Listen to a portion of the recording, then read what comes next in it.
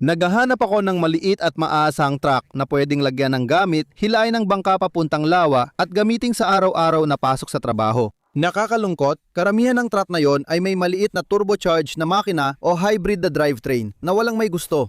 Alam natin na direct injection at turbocharging ang sanhi ng sira sa maraming makina, kaya gumawa ako ng maikling listahan. Tatlong pinakamahusay na maliit na truck na bibilhin sa 2026. Mali kung ibang pipiliin mo, simulan na natin. Maikli ang buhay para magmaneho ng boring na sasakyan.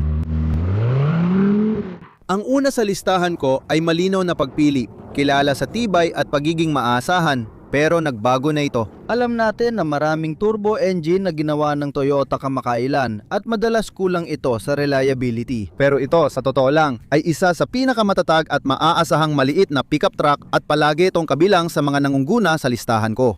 Tinutukoy natin ang 2023 Toyota Tacoma habang nandito tayo. Alam mo, kasi noong 2024, bigla silang naglabas ng dalawang tuldok 4 litro na Turbo 4. At kahit na parang nagkakaroon ito ng kaunting popularidad, wala pa rin itong ganap na tibay kumpara sa maraming mas matatandang V6 na naturally aspirated na mga drivetrain. Dahil dito, may 2021 tayo, pero halos pareho lang ang specs ng 2020 hanggang 2023 na modelo. Sa susunod, pag-uusapan natin ang makina at drivetrain. Pero tingnan mo, magaganda ang mga headlight at napakatibay kung gagamitin mo ito sa off-roading. Alam mo, sa kombinasyong yan, syempre kasama ang mga plastic na fender flare, mataas na ride height at mga available na accessories tulad dito, pinapayagan ng mga sasakyan na ito na maiangat at magamit sa off-road at tumagal ng matagal. Maraming nagtatanong kung Jeep o Tacoma ang bibilhin dahil ito ang dalawang sikat na sasakyang paborito para sa off-roading. Bakit kaya? Para sa mga sasakyang ito, tibay ang kailangan at hindi ka mabibitin sa hirap ng daan. Meron tayong TRD 4x4 Sport. Tingnan mo itong maganda at matibay na mga handle. Simple lang pero hindi basta-basta nasisira. Meron din itong backup camera dito. At gaya ng sinabi ko, V6 ito. V6 na makina ang gamit nito. Syempre, maganda rin ang taas ng sasakyan. Tingnan mo, may leaf springs ka pa. Ibig sabihin, mas mabigat ang kaya mong kargahin dahil sa rear suspensions. Karamihan na sasakyan na yon may rear coils kaya maganda ang takbo. Pero di ganun katibay. Maganda rin ang kulay ng handles na bagay sa katawan ng sasakyan. May manual gearbox ang modelong ito na gusto ko dahil yon ang pipiliin kong transmission. Sa ilalim ng hood ng mga sasakyang ito, makakakuha ka ng naturally aspirated na 3.2 litro na V6 na gumagawa ng humigit kumulang 278. Sa lahat ng lakas na yon na dumadaan sa alinman sa 6 na bilis na automatic transmission o 6 na bilis na manual gearbox, ibig sabihin ay kaya ng mga truck na ito gawin halos lahat ng kailangan mong gawin. Medyo sakto lang ang tipid sa gasolina. Hindi man ito ang forte niya, pero ang tumakbo ng daan-daang libong milya ng walang aberya o sira, yon ang pinakamagaling dito. At kilala si Toyota hindi lang sa tibay, kundi kung gagamitin mo ito ng 5 o 10 taon at gusto mong ibenta pagkatapos ng 10 taon, makukuha mo pa rin ang halos lahat ng halaga ng pera mo mula rito. Oo, luma pa rin ang ilang teknolohiya dito. Medyo napag-iiwanan na ng ibang kakumpetensyang Tacoma. Makakakuha ka ng magagandang grill, matitibay na bahagi at kamangha-manghang kabuuan. May sunroof at iba pang amenities din ang mga sasakyang ito. At sa totoo lang, halos wala ka nang hahanapin pa sa mga sasakyang ito. Kasama na, tingnan mo, may rear slider ka pa. Makukuha mo halos lahat ng luxury features sa mga sasakyang ito nang walang kompromiso. Sa huli, mahalaga ang kabuuang halaga. Dahil sa towing capacity na lampas 6,000 pounds at option ng 6-speed automatic o manual gearbox, versatile ito. Pwedeng bumili ang kahit sino may truck para sa bawat mamimili. Pero kahit gaano kaganda ang mga sasakyang ito, magsisinungaling ako kung hindi ko sasabihin na may ilang karaniwang maliliit na issue na dapat nating malaman. At ang pinaka-importante, ang 6 na speed na automatic transmission na kadalasang nagpapatakbo sa modelong ito ay may manual din na siyang mas magandang gamitin. Pero maayos din gumana ang automatic. Hindi naman ito hindi mapagkakatiwalaan. Pero maraming may-ari at talagang marami ang nagsasabing parang hindi alam ng transmission kung anong gear ang gusto nito. Parang nagdadalawang isip ito minsan sa pag-shift. Kapag inapakan mo ang silinyador, parang nag-aantay lang ito. Hindi naman ito dumudulas. Parang nagpasya lang na maghintay pa. Kapit pa rin ito sa gear. Maraming programming issues sa sasakyan na kayang ayusin sa dealer. Pero yung 6-speed automatic transmission hindi talaga nabibigyan ng hustisya ang truck. Kaya dapat piliin ang 6 na bilis na manual.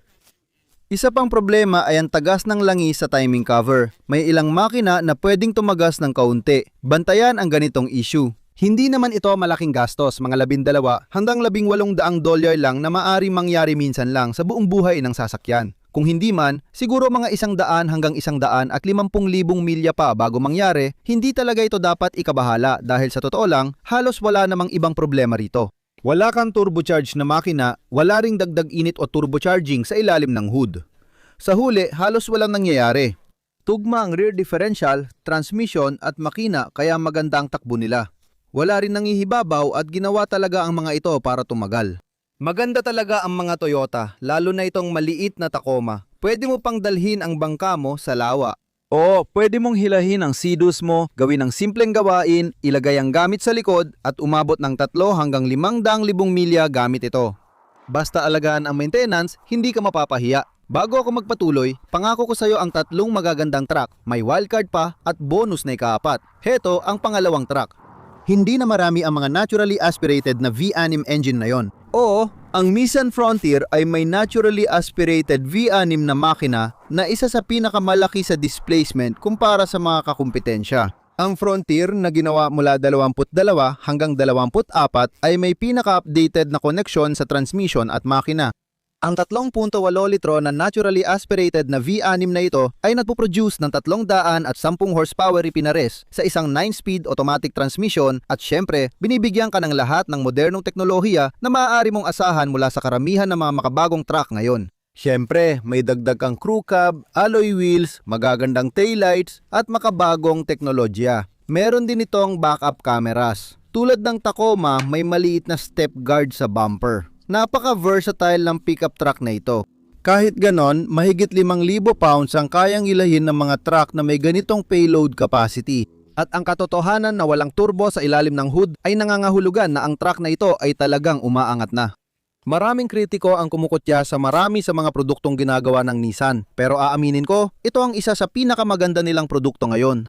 At habang lahat ay gumagawa ng mga maliit na turbo na 4-cylinder, turbo 3 at mga hybrid, nananatili sila sa kung ano ang gumagana. Isa itong V6.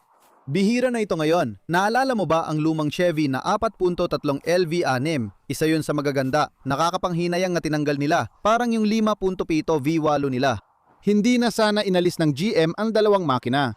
Maraming manufacturer ang tinatanggal na ang mga magagandang makina nila, pero ang Nissan nananatili pa rin sa 3.8 litro V6 na ito. Maasahan talaga ito, comfortable, may ilang makabagong teknolohiya pero hindi labis, walang malalaking screen. Walang malaking center console na puno ng tagong haptic at capacitive controls. Puro simpleng pindutan, knobs, control, NAV6 at syempre 9-speed torque converter automatic transmission na bihira na ngayon. Simple rin ang mga headlight, bumbilya lang ang papalitan. Simple talaga ang setup. Simple lang ang mga kagamitan. Kung may masira, maganda kasi madali ring ayusin. Ganyan ang Frontier, kasimple-simple at panalo. Kung gusto mo ng truck na pang araw-araw lang, panghatid sundo, panghakot ng mga maliliit na gawain paminsan-minsan, panghatid sa pamilya at magawa ito ng maaasahan nang hindi ka palaging bumabalik sa talyer para lang ipayos ang kung ano-ano. Isa ito sa pinakamahusay na maliit na truck ngayon. Ginagamit ng GM ang Turbo Max. Gusto mo ba ng turbo? Ako, hindi para sa pickup maliban kung diesel, pero wala dito. Kumusta ang Ford? Gumagamit din sila ng turbo sa ilan sa mga makina nila, pati na rin sa mga Ranger. Ito, simple pa rin. Kaya para sa akin, hindi ko pipiliin yung mga truck na yon. Sa kasamaang palad, kahit gaano pa ito kaganda at sarap subukan, meron pa ring ilang karaniwang problema. Maraming nagrareklamo sa 9-speed torque converter automatic transmission dahil sa mababang bilis ay nagiging maalog, may talon at alog. Nakaraniwang reklamo ng mga customer. Maaring magdulot ito o hindi ng mas malalang problema kaysa doon. Sa karamihan ng kaso, hindi naman ito issue sa pagiging matibay ng sasakyan. Mas tungkol ito sa kung paano ang takbo o daloy ng pagmamaneho. Kaya hindi mo kailangang masyadong mag-alala tungkol dito. May isa pang issue na pinag-uusapan ng ilang tao. Hindi naman talaga ito problema pagdating sa tibay, pero ito ay isang bagay na inaalala ng mga tao. Tungkol ito sa water pump na madalas ituring ng mga gumagawa ng sasakyan bilang madaling masira o maputpod na bahagi. Naglalagay ka ng water pump na may bearing, sleeve at likido na dumadaan. Minsan nasisira rin ang mga water pump. Napuputpod ang vane at bearing, kaya minsan kailangan palitan ng water pump. Hindi ito madalang mangyari. May water pump at nakatago ito sa likod ng engine compartment. At ang hindi magandang katotohanan, ito rin ay pinapaandar ng kadena. Kaya may ilang posibleng dahilan ng pagkasira sa water pump na kilala ring madaling mapudpud na piyesa sa halos lahat ng sasakyan sa mundo. Pero kahit ganon, karamihan ng tao at mga kaibigan kong mekaniko, isa nagtatrabaho sa Nissan, sinabi sa akin na hindi pa siya nakakakita ng water pump na nasisira ng mas maaga sa dapat. Oo, pwedeng masira ang sasakyan kapag mataas na ang tinakbo, pero hindi ito karaniwang issue. Hindi rin naging problema ang chain drive at mabilis masira ang water pump. Oo, may dagdag trabaho sa pag-aayos at palit nito pag dumating ang oras. Pero sa NAV6, walang turbo, inner intercoolers o extra tubo at piping. Sa totoo lang, kaya mo namang ayusin ito mag-isa sa driveway. Kalimutan mo na ang karapatang magpaayos pa ng sasakyan? Walang problema dito. Ang kasunod sa listahan ay kilala rin sa pagiging maasahan. Ito ang pinakakomportable, pinakamaayos ang takbo at may pinakamagandang interior. Sa totoo lang, parang kotse ang pakiramdam kapag minamaneho mo ito. Ang tinutukoy natin ay ang Honda Ridgeline na ang bagong henerasyon ay lumabas noong 2021 at hanggang ngayon available pa rin. Maganda at kayang gamitin sa araw-araw. Pwede mong imaneho ito ng malayo at lagyan ng maraming milya. Karamihan sa mga kakumpetensya, hindi kayang tapatan ang mga tampok at kaginhawaan nito. Hindi ito kasing pakiramdam ng truck kapag minamaneho kumpara sa mga naunang truck na napag-usapan natin dahil ang mga yon ay gawa sa ladder frames. Unibody talaga ito kaya parang kotse, minivan o magaan na SUV ang takbo. Hindi man kasing galing sa mabibigat na hila, mas maganda naman ang biyahe at mas bagay sa araw-araw. Ako mismo ay gustong-gusto ko ang itsura ng bagong mainit na Ridgeline. Yung orihinal may kakaibang slope sa likod at kapag nilagyan ng extended canopy ang luma na Ridgeline, mukhang awkward talaga. Pero sa bagong henerasyon, inayos na nila ito. Tingnan mo, ang ganda ng grill dito, lalo na sa Black Edition na may dagdag features. Napakagandang truck talaga ito. Tingnan mo mga features. Talagang mas high-tech itong sasakyan at truck kumpara sa mga nauna nilang modelo na nabanggit natin. Oo, marami kang makikita ang ganitong parte na maganda dahil pinoprotektahan nito ang body panels mula sa mga bato. High gloss na mga gulong, magagandang makintab na salamin. Pero syempre, marami dito ay dahil sa Black Edition, napakaganda. Isang pindot lang at pwede ka nang umalis. Meron pa ring bahagi mula sa dating henerasyon, kaya tapat pa rin sa lumang disenyo. Pero napakaganda talaga ng trap na ito.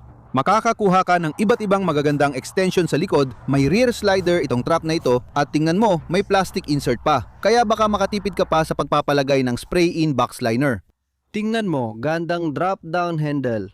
May backup camera pa at itong Honda Ridgeline ko ay napakagandang sasakyan. Makukuha mo rin ang magagandang chrome tailpipes na nagbibigay ng mas formang itsura sa truck na ito kumpara sa dalawang naunang sasakyan.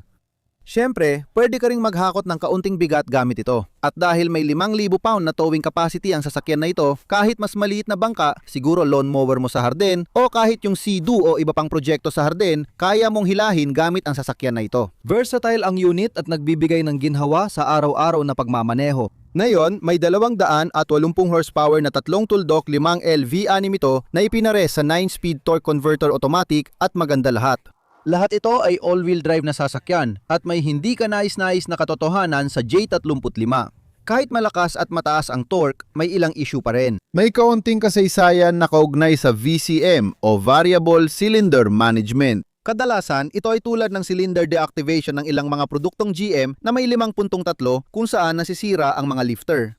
Kahawig din ang issue dito na kapag mataas ng tinakbo, bigla kang makakakita ng pagtaas ng konsumo ng langis na lumalabas sa tambutso. Nagsisimula ka ng makakita ng posibleng pagkasira at pagkaluma. Hindi na tumatakbo ng maayos ang sasakyan dahil ang variable cylinder management sa ngaring mabawasan ng emissions at konsumo ng gasolina ay may kapalit talaga. At minsan, dun ka talaga natatamaan. Malalampasan mo rin yan. Sa pangkalahatan, maliit lang ang isyong yan at wala kang dapat alalahanin maliban kung napakarami na ng natatakbo ng sasakyan mo. Gayunpaman, may isa pang issue na may kinalaman sa ilalim na bahagi ng makina. May malaking recall para sa ilan sa mga naunang J35 na nagkaroon ng problema sa rod bearing, issue sa machining at syempre, ang rod bearings, ang connecting rod mismo at ang connecting rod at crankshaft ay nagdulot ng posibleng malalang pagkasira ng makina. Limitado lang ang apektadong batch ngayon kaya tingnan mo sa NHTSA para malaman ang eksaktong bilang at kung alin ang apektado. Hindi lang Ridgeline ang naapektuhan. Nakita mo rin yan sa mga sasakyan tulad ng MBX ng Acura. Kasama rin ito sa Honda Odyssey at iba pang mga sasakyan na gumagamit ng 3 at kalahating litrong V6 na kadalasan ay posibleng kasama sa listahan ng recall. Kaya, tingnan ang mga recall at magpatuloy na lang. Matibay ang makina, maganda ang automatic transmission at maayos ang biyahe dahil sa unibody platform. Gustong-gusto ko ang itsura at tunog ng mga sasakyang ito. At basta't mag-research ka at piliin mo ang tama, siguradong makakakuha ka ng maayos. Huwag mong bilhin yung parang minadali ang pagkakagawa kung alam mo ang ibig kong sabihin. Makakakuha ka ng isa sa pinakamahusay at pinakamaaasang maliit na pickup truck na hindi turbo sa merkado. Habang lumilipat ang iba sa hybrid at turbo, pinili ng Honda na manatili sa kanilang V6. At nanghako ako na ika-4 na bonus at yon ang Ford Maverick. Tanging ang 2.5 litro, 4 na silindro, naturally aspirated na makina na pinagsama sa hybrid drive dahil walang turbo sa sasakyang yon. Ngayon, yan ay nagmula sa Mazda. Hindi ito Mazda engine, pero kahawig ito ng Atkinson style engine na gamit ng Mazda dati. Nilagyan lang ito ng sariling estilo ng Ford. Dahil dito, wala itong turbo at naturally aspirated, kaya mas simple ang produkto. Kung gusto mo ng mas maliit, magaan at kayang gawin ng ilang gawain sa bahay, baka Maverick Hybrid ang para sa'yo. Para sa akin, iiwasan ko ang kahit anong EcoBoost na Maverick.